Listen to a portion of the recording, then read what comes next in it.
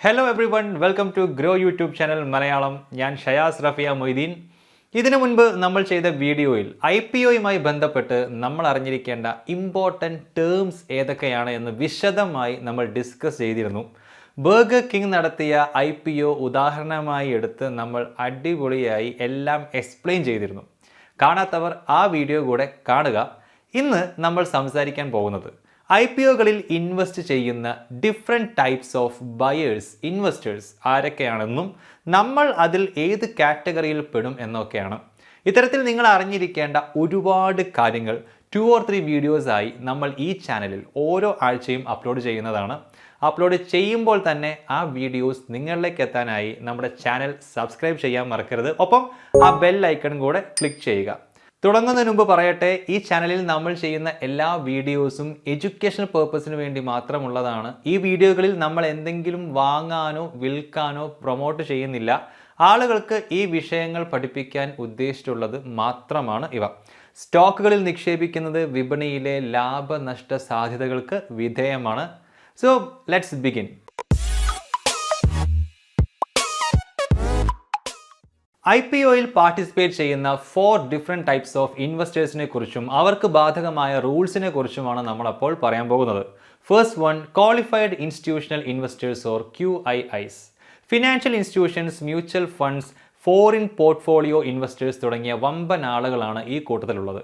IPOക്ക് പോകുന്ന കമ്പനീസിനെ സംബന്ധിച്ച് ഈ ഇൻവെസ്റ്റേഴ്സ് വളരെ ഇമ്പോർട്ടൻ്റ് ആണ്. എന്തുകൊണ്ടെന്ന് വെച്ച് കഴിഞ്ഞാൽ IPOയിൽ കമ്പനീസിനെ സഹായിക്കുന്ന ഇൻവെസ്റ്റ്മെൻറ്റ് ബാങ്ക്സ് ഈ ഇൻവെസ്റ്റേഴ്സിന് IPO തുടങ്ങുന്നതിന് മുൻപ് തന്നെ ഷെയർസ് ഓഫർ ചെയ്യും.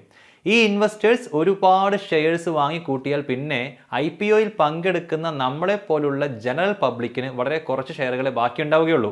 ഷെയർസിൻ്റെ എണ്ണം കുറയുമ്പോൾ സപ്ലൈ കുറയുകയാണ് ചെയ്യുന്നത്. സപ്ലൈ കുറയുമ്പോൾ IPOയുടെ പ്രൈസ് കൂടും.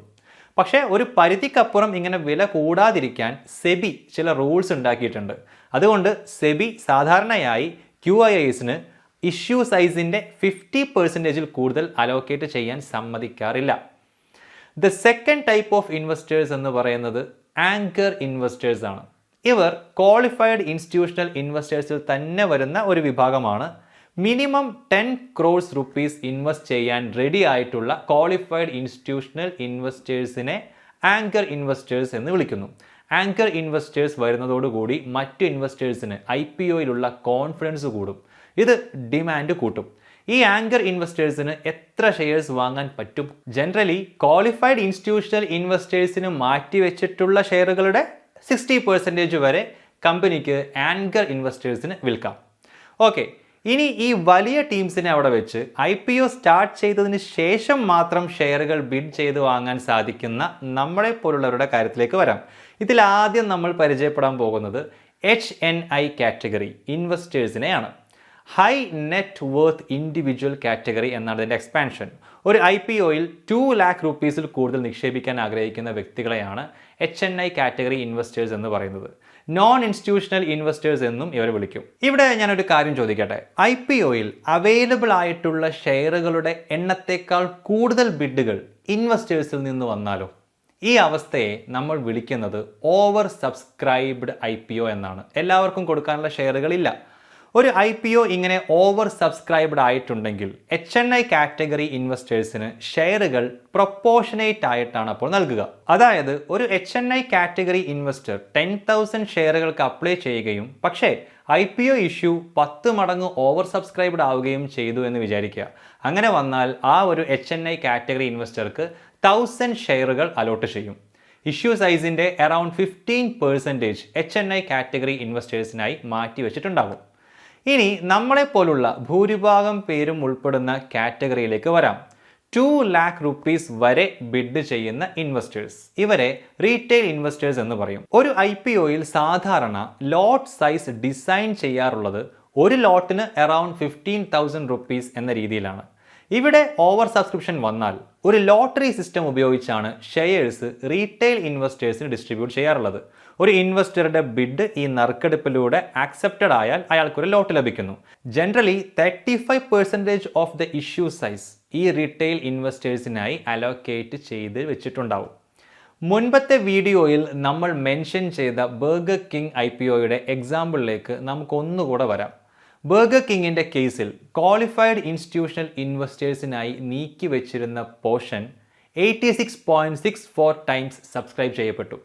റീറ്റെയിൽ ഇൻവെസ്റ്റേഴ്സിന് നീക്കി വെച്ചിരുന്ന പോർഷൻ 68.15 ടൈംസും നോൺ ഇൻസ്റ്റിറ്റ്യൂഷണൽ ഇൻവെസ്റ്റേഴ്സിന് മാറ്റിവെച്ച ഭാഗം 354.11 ടൈംസും സബ്സ്ക്രൈബ് ചെയ്യപ്പെട്ടു. Overall the IPO was subscribed 156.35 times. Okay, ഇപ്പോൾ ഓരോ ടൈപ്പ് ഓഫ് ഇൻവെസ്റ്റേഴ്സിനെ കുറിച്ചും നമ്മൾ മനസ്സിലാക്കി കഴിഞ്ഞു. ഒരു ഇൻവെസ്റ്റർ എന്ന നിലയിൽ നമ്മൾ ഇതിൽ ഏത് കാറ്റഗറിയിലാണ് ഉള്ളത് എന്നും ഇപ്പോൾ നിങ്ങൾക്ക് മനസ്സിലായിട്ടുണ്ടാവും. ഇനി ഒരു പെർട്ടിക്കുലർ IPOയിൽ നിങ്ങൾ ഇൻവെസ്റ്റ് ചെയ്യണോ വേണ്ടയോ എന്ന് എങ്ങനെ തീരുമാനിക്കും? ഈ ചോദ്യത്തിനുള്ള ഈസി ആൻസർ എന്ന് പറയുന്നത് കമ്പനിയെക്കുറിച്ച് കൂടുതൽ കാര്യങ്ങൾ അറിയുക, ഒപ്പം കമ്പനിയുടെ ഫ്യൂച്ചർ പൊട്ടൻഷ്യൽ അനലൈസ് ചെയ്യുക എന്നതാണ്. എന്നിട്ടാണ് നമ്മൾ തീരുമാനമെടുക്കേണ്ടത്. ഇതിനായി നമുക്ക് ചെയ്യാവുന്ന ഏറ്റവും എഫക്റ്റീവ് വേ എന്താണെന്ന് ചോദിച്ചാൽ RHP അല്ലെങ്കിൽ കമ്പനിയുടെ റെഡ് ഹെറിംഗ് പ്രോസ്പെക്ടസ് നന്നായി വായിച്ച് മനസ്സിലാക്കുക എന്നതാണ്. അത് നമ്മൾ എങ്ങനെ ചെയ്യും? എന്തൊക്കെ കാര്യങ്ങൾ അതിൽ ശ്രദ്ധിക്കണം? അടുത്ത വീഡിയോയിൽ ഇതെല്ലാം നമുക്ക് വിശദമായി സംസാരിക്കാം. ഈ വീഡിയോ നിങ്ങൾക്ക് ഇഷ്ടമായെങ്കിൽ ലൈക്ക് ചെയ്യാൻ മറക്കരുത്. And also please subscribe. അടുത്ത വീഡിയോയിൽ കാണാം. Thank you for watching. By.